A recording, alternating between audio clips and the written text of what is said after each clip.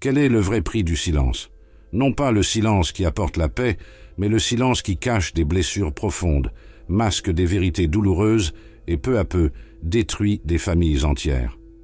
Aujourd'hui, je vais vous raconter une histoire qui va bien au-delà des livres saints, une histoire sur la façon dont même l'homme considéré comme selon le cœur de Dieu a terriblement échoué en tant que père. Imaginez une jeune princesse vertueuse marchant dans les couloirs du palais royal. Ses pas résonnent alors qu'elle se dirige vers la chambre de son demi-frère, n'emportant avec elle que gentillesse et innocence. Elle ne sait pas qu'elle est sur le point de vivre un cauchemar qui changera sa vie à jamais, et le plus choquant, le silence assourdissant de celui qui était censé la protéger. Pour comprendre l'ampleur de cette tragédie familiale, nous devons d'abord tourner les yeux vers Jérusalem, environ 1000 ans avant Jésus-Christ. Là, au point culminant de la ville, se dresse le palais royal où vit David, le plus grand roi qu'Israël ait jamais connu. Un homme qui a conquis des royaumes, conquis des géants et composé des psaumes qui touchent encore les cœurs aujourd'hui. Mais il ne s'agit pas d'une histoire sur leur victoire, il s'agit de sa plus grande défaite en tant que père. David a construit un empire impressionnant. Ses conquêtes militaires ont étendu les territoires d'Israël comme jamais auparavant. Son royaume prospérait et son nom était synonyme de sagesse et de justice. Mais à l'intérieur des murs du palais, une dynamique complexe se déroulait. Avec plusieurs épouses et concubines, David avait une famille élargie, avec des fils et des filles de mères différentes, une pratique courante chez les monarques de l'époque, mais qui créait des tensions inévitables. Parmi ses fils se trouvait Amnon, le premier-né, dans la ligne de succession au trône. Il y avait aussi Absalom, connu pour sa beauté et son charme, et sa sœur Tamar, une jeune princesse dont la vie était sur le point d'être brisée par un réseau d'événements que son propre père aurait pu empêcher. Ce qui rend cette histoire particulièrement pertinente pour nous aujourd'hui, ce ne sont pas seulement les événements dramatiques qui la composent, mais aussi les leçons intemporelles sur le leadership familial qu'elle nous offre.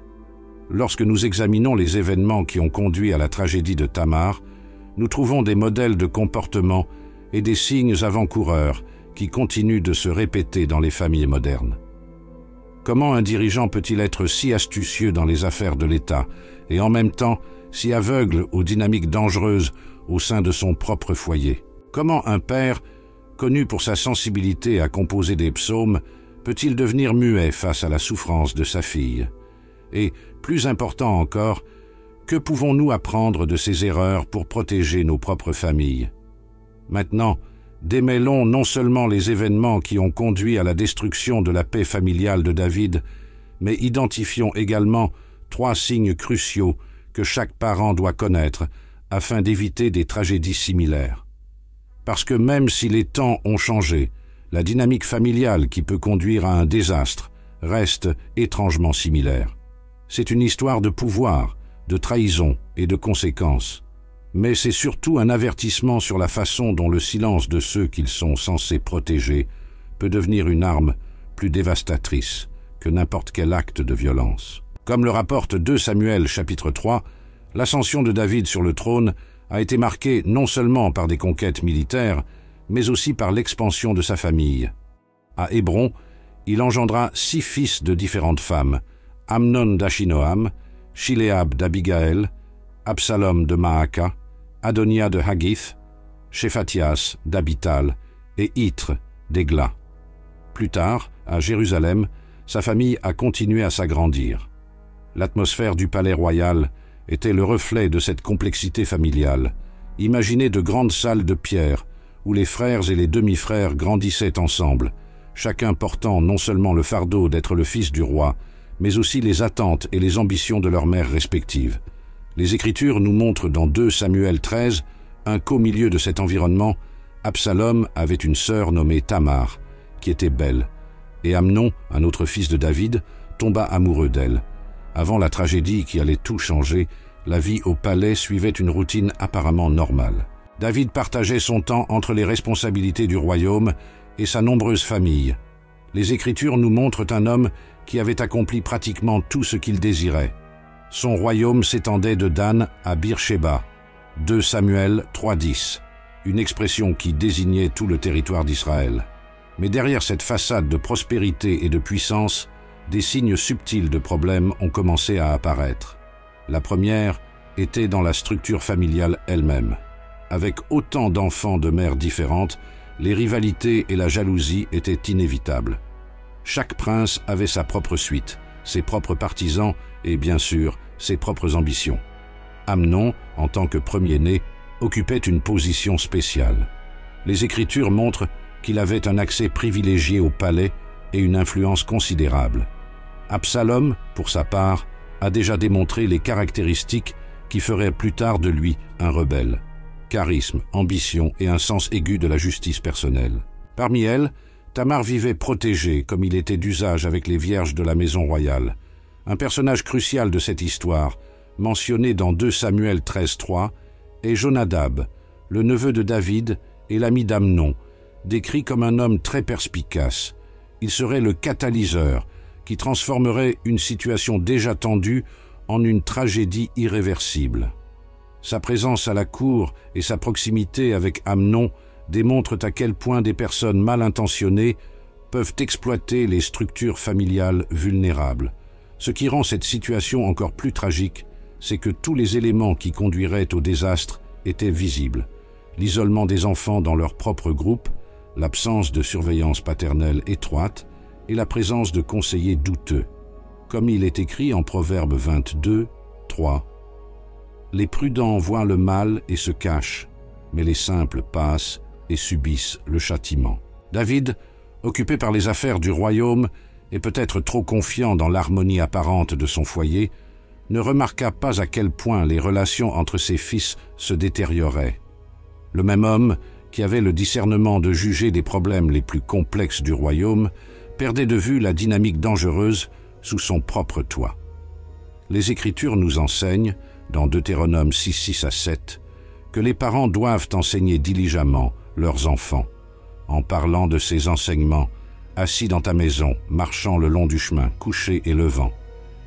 Mais au milieu des exigences du royaume et de la complexité de sa famille, David semblait avoir perdu de vue cette responsabilité fondamentale. Le décor était planté pour une tragédie qui allait non seulement détruire la vie d'une jeune femme innocente, mais aussi mettre en branle une série d'événements qui ont secoué tout le royaume.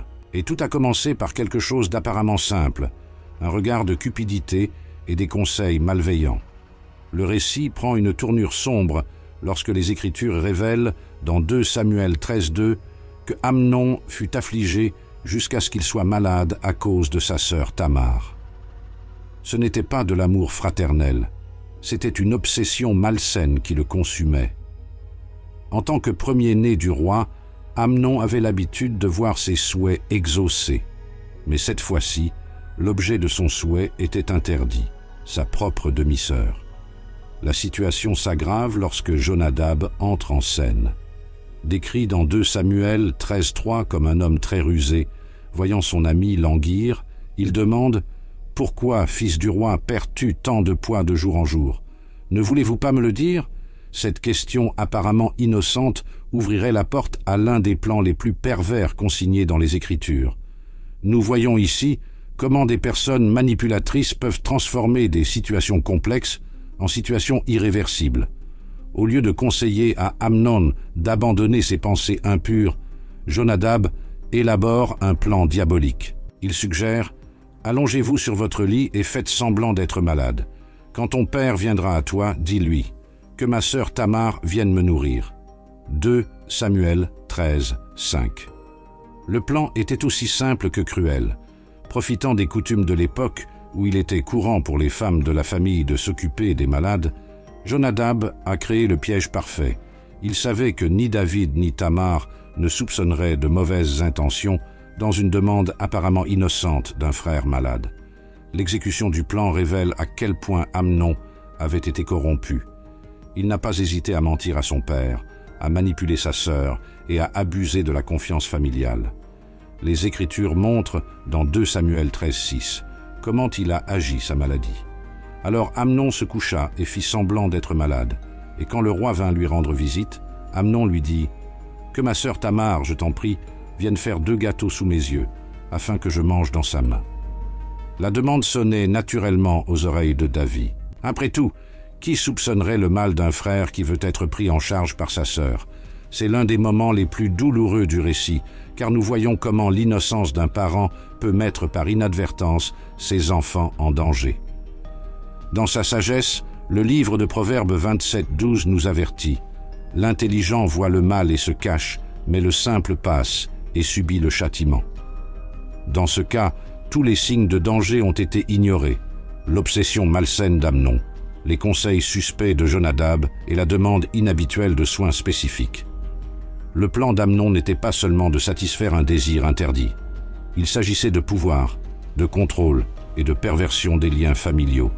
Il a utilisé sa position de premier-né, la confiance de son père et la gentillesse de sa sœur pour créer une situation dans laquelle il pourrait accomplir ses intentions les plus sombres. Alors que Tamar, innocente et obéissante, se dirigeait vers les quartiers de son frère pour s'occuper de lui, personne n'aurait pu prévoir l'horreur qui allait se dérouler.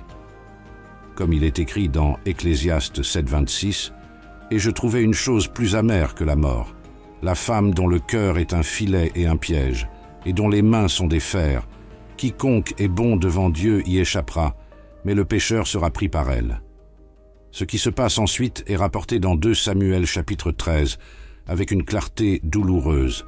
Lorsque Tamar arrive dans les appartements d'Amnon, elle trouve son frère apparemment malade. Avec un dévouement fraternel, elle prépare la nourriture devant lui, démontrant ainsi toute l'attention qu'une sœur dévouée peut avoir. Mais ensuite, le masque tombe. Quand elle fut venue à lui pour manger, elle la saisit et lui dit « Viens, couche-toi avec moi, ma sœur. » 2 Samuel 13:11. À ce moment terrible, Tamar se rend compte du piège dans lequel elle est tombée. Sa réponse immédiate révèle non seulement son caractère, mais aussi sa connaissance de la loi et son intelligence dans une situation d'extrême danger. « Non, mon frère, plaide-t-elle. Ne me forcez pas, car cela ne se fait pas en Israël. Ne faites pas une telle folie. » 2 Samuel 13:12. Elle essaie de rationaliser avec lui en faisant appel à la loi, à la morale, à tout ce qui pourrait encore exister dans son cœur. Elle suggère même qu'il parle au roi dans une tentative désespérée de gagner du temps ou de trouver une issue. Mais Amnon, consumé par son obsession, n'a pas voulu écouter sa voix. Mais étant plus fort qu'elle, il la força et se coucha avec elle. 2 Samuel 13:14. La violence de cet acte est encore amplifiée par ce qui se passe ensuite. Les Écritures révèlent qu'immédiatement après l'attaque, l'amour supposé d'Amnon se transforme en haine. Il la haïssait d'une si grande haine que la haine dont il la haïssait était plus grande que l'amour dont il l'avait aimée. 2 Samuel 13:15. Dans un dernier acte de cruauté, Amnon l'expulse, ajoutant l'humiliation publique à la violence déjà commise. Tamar, dévastée, mit des cendres sur sa tête et déchira la tunique de diverses couleurs qu'elle portait sur elle. Il mit ses mains sur sa tête et il continua à marcher et à pleurer. 2 Samuel 13:19. Son action de déchirer ses vêtements et de se couvrir de cendres était un signe public de deuil et de tragédie dans la culture de l'époque. Et nous arrivons ici au moment qui donne son titre à cette histoire, le silence de David. Lorsque la nouvelle parvient à leurs oreilles, l'Écriture nous dit que le roi David entendit toutes ces choses. Sa colère s'enflamma grandement. 2 Samuel 13:21. Mais ce qui suit est encore plus révélateur, le silence. Pas d'action, pas de justice, pas de protection pour sa fille maltraitée. Certains érudits suggèrent que David s'est peut-être senti paralysé par sa propre culpabilité passée, se souvenant de son péché avec Bethsabée. D'autres soutiennent qu'il était pris entre son rôle de roi et celui de père. Mais quelles qu'en soient les raisons, le résultat a été dévastateur. Une fille détruite, un criminel impuni, et des graines de vengeance plantées dans le cœur d'Absalom, le frère de Tamar. Le silence de David résonne à travers les siècles comme un avertissement à tous les parents. Lorsque ceux qui détiennent l'autorité et la responsabilité choisissent de ne pas agir face à l'injustice, en particulier au sein de leur propre famille, les conséquences sont dévastatrices et d'une grande portée. Tamar alla vivre désolée dans la maison de son frère Absalom, 2 Samuel 13:20. Sa vie, autrefois pleine de promesses et de possibilités, a été réduite à une existence d'isolement et de traumatisme. Le palais, qui aurait dû être son refuge, devint le théâtre de son cauchemar. Et son père, qui aurait dû être son protecteur, est devenu complice par son silence. Non seulement ce silence n'a pas permis de rendre justice à Tamar, mais il a également semé les graines d'une tragédie encore plus grande.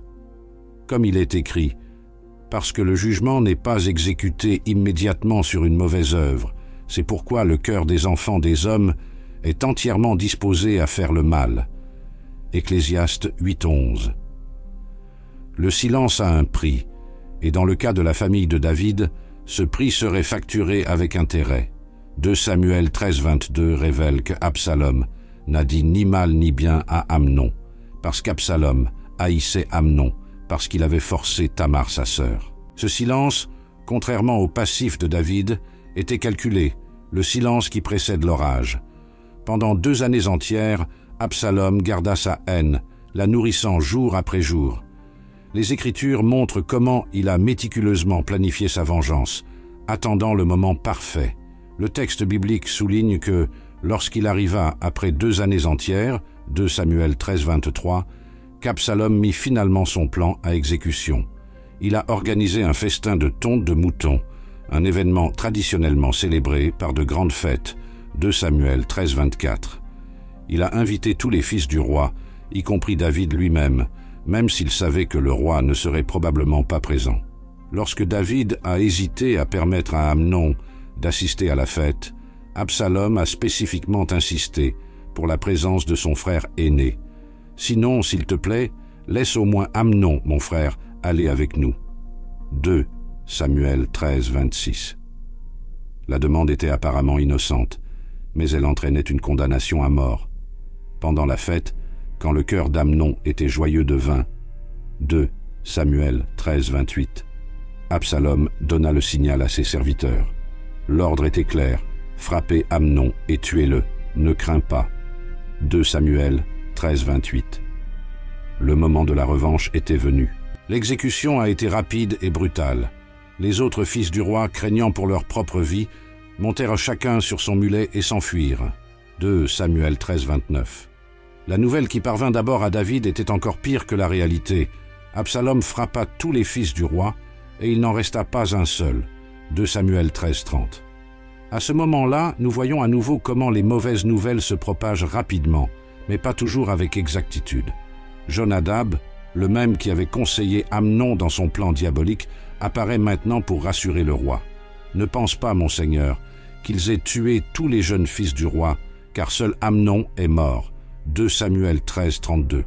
La réaction de David à la mort d'Amnon montre un père déchiré entre l'amour pour ses enfants et les conséquences de son propre silence précédent. Les Écritures nous disent que le roi se leva, déchira ses vêtements et se jeta à terre. 2 Samuel 13:31. Mais le cycle de la violence et du silence était loin d'être terminé. Absalom s'enfuit à Guéchour, où il resta 3 ans. Pendant ce temps, comme nous le dit 2 Samuel 13:39, le roi David désirait Absalom, parce qu'il avait été consolé par la mort d'Amnon. Le cœur d'un père, même face à la tragédie et au fratricide, désirait toujours son fils. Cette séquence d'événements nous montre comment la violence engendre la violence et comment le silence face à l'injustice peut avoir des conséquences encore plus dévastatrices. Comme il est écrit dans Galates 6:7, « Ne vous y trompez pas, on ne se moque pas de Dieu, car tout ce que l'homme sème, il le moissonnera aussi. » Le prix du silence initial de David face au viol de Tamar se multiplie. Une fille détruite, un fils assassiné, un autre fils exilé et une famille royale en ruine. Et pourtant, les conséquences continueraient à se faire sentir. Pour bien comprendre l'impact de cette tragédie familiale, nous devons considérer les erreurs cruciales de leadership que David a commises en tant que père. Le même homme qui a fait preuve d'un courage extraordinaire devant Goliath et d'une sagesse exceptionnelle dans la gouvernance d'Israël a échoué à des moments critiques où sa famille avait le plus besoin de lui. La première erreur fondamentale a été le manque de vigilance. En tant que leader expérimenté, David aurait dû reconnaître les signes de danger. Dans 1 Samuel 16:7, nous apprenons que « Le Seigneur ne voit pas comme l'homme voit, car l'homme regarde à l'apparence extérieure, mais l'Éternel regarde au cœur. Ironiquement, David, un homme choisi pour sa capacité à voir au-delà des apparences, n'a pas réussi à voir les sombres intentions de sa propre maison. La deuxième erreur a été la paralysie face à la crise. Quand le mal a été fait à Tamar, les Écritures nous disent que David était en colère, mais il n'a pas agi. Cette inaction est particulièrement significative si l'on considère qu'en tant que roi, il avait tout le pouvoir nécessaire pour rendre justice. Proverbe 20 et 1,15 écrit « Faire la justice, c'est la joie pour les justes, mais l'étonnement pour ceux qui pratiquent l'iniquité. » David a échoué dans son rôle à la fois de père et d'autorité constituée. La troisième erreur, peut-être la plus dévastatrice, a été de laisser votre passé compromettre votre présent. Certains érudits suggèrent que David s'est peut-être senti disqualifié pour punir Amnon en raison de son propre péché avec Bethsabée. Dans 2 Samuel 12, 10 à 11, le prophète Nathan avait prophétisé que « l'épée ne s'éloignera jamais de ta maison » à la suite de ses actions. Cependant, cette prophétie n'était pas une excuse pour l'inaction, mais un avertissement qui aurait dû le rendre plus vigilant. En tant que chef de famille, David a montré une tendance dangereuse à éviter les conflits nécessaires. Dans 1er Roi 1er-6, se référant à un autre de ses fils, Adonijah, les Écritures nous disent que son père ne l'avait jamais contredit en disant « Pourquoi as-tu fait cela ?» Cette habitude de ne pas affronter le mal à la maison a eu des conséquences dévastatrices. Le leadership passif de David a créé un vide d'autorité qui a été rempli par la violence et la vengeance. Dans l'Ecclésiaste chapitre 8 verset 11, nous sommes avertis. Parce que le jugement n'est pas exécuté immédiatement sur une mauvaise œuvre, c'est pourquoi le cœur des enfants des hommes est tout disposé à faire le mal. Le silence de David face au crime d'Amnon a essentiellement autorisé Absalom à se faire justice lui-même. L'erreur la plus subtile, mais tout aussi importante, a peut-être été de ne pas avoir réussi à créer un environnement de communication ouvert et sûr dans votre famille. Lorsque Tamar a été attaquée, elle n'a pas trouvé en son père un refuge sûr pour demander justice. Lorsqu'Absalom préparait sa vengeance, il n'y avait pas de dialogue qui aurait pu empêcher de nouvelles violences. Comme il est écrit dans Proverbes chapitre 29, verset 15, « La verge et la réprimande donnent la sagesse, mais l'enfant laissé à lui-même fait honte à sa mère. » L'absence de discipline aimante et cohérente a créé un environnement où les fils de David ont suivi leur propre chemin, souvent destructeur. Ces erreurs de leadership ne sont pas seulement des leçons historiques, ce sont des avertissements pertinents pour tous ceux qui sont en position d'autorité, en particulier au sein de la famille. Lorsque ceux qui sont censés protéger et guider choisissent la voie du silence et de la passivité, les conséquences peuvent se faire sentir pendant des générations. Que pouvons-nous apprendre de cette ancienne tragédie familiale qui résonne encore si fortement à notre époque? Les leçons sont profondes et d'une pertinence urgente pour les familles modernes, quel que soit leur statut social ou leur origine culturelle. La première leçon cruciale concerne l'importance de la surveillance active. Comme 1 Pierre chapitre 5 verset 8 nous avertit, nous devons être sobres et vigilants. De nos jours, alors que nos enfants et nos jeunes sont confrontés à des menaces souvent invisibles à travers les réseaux sociaux et les relations numériques, cette vigilance devient encore plus cruciale. Il ne s'agit pas d'un contrôle obsessionnel, mais d'une présence attentive et d'un véritable intérêt pour la vie de nos enfants. Les signes avant-coureurs que David a ignorés ont leurs équivalents modernes, changement soudain de comportement, isolement, liens familiaux tendus ou inappropriés, et la présence de conseillers à l'influence douteuse. La deuxième leçon fondamentale concerne la nécessité d'agir immédiatement face aux situations de maltraitance. Le silence de David après les violences contre Tamar nous enseigne que l'inaction face au mal est en soi une forme de complicité. Comme il est écrit dans Jacques, chapitre 4, verset 17, « Celui qui sait faire le bien et ne le fait pas commet le péché. » Aujourd'hui, cela signifie créer des canaux de communication ouverts dans la famille, fixer des limites claires et cohérentes, agir rapidement en cas de suspicion de violence et demander de l'aide professionnelle au besoin. La troisième leçon traite de l'importance de briser les cycles de violence. La tragédie de la famille de David s'est déroulée dans une spirale croissante, du désir inapproprié à la violence sexuelle, du silence à la vengeance mortelle. Dans Galates chapitre 6, versets 7 à 8, nous sommes avertis que tout ce que l'homme sème, il le moissonnera aussi. Pour les familles modernes, cela implique d'identifier et de traiter les modèles de relations toxiques, de rechercher une résolution pacifique des conflits, de promouvoir le pardon sans négliger la justice et de créer des environnements sûrs pour l'expression des sentiments. La quatrième leçon concerne la nécessité d'un leadership actif et présent. Les Proverbes, chapitre 22, verset 6, nous enseignent « Instruis l'enfant dans la voie qu'il doit suivre, et quand il sera vieux, il ne s'en écartera pas. » Cette instruction exige de la présence, de l'implication et un exemple cohérent. Dans la pratique actuelle, cela signifie participer activement à la vie des enfants, démontrer des valeurs par des actions et pas seulement des mots, créer des moments réguliers de lien familial et être disponible en temps de crise. Enfin, nous avons appris l'importance de briser le silence. La peur, la honte ou le désir de sauver les apparences ne peuvent pas être plus forts que le besoin de protéger les personnes vulnérables.